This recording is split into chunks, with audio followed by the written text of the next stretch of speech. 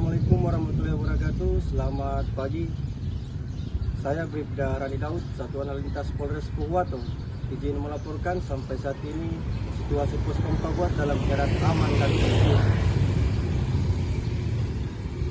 Kemudian laporan arus lalu lintas pagi hari ini dalam keadaan aman, lancar dan kondusif dari arah Provinsi Gorontalo menuju arah Provinsi Sulawesi Tengah. Begitu juga sebaliknya dalam keadaan aman, kondusif dan lancar.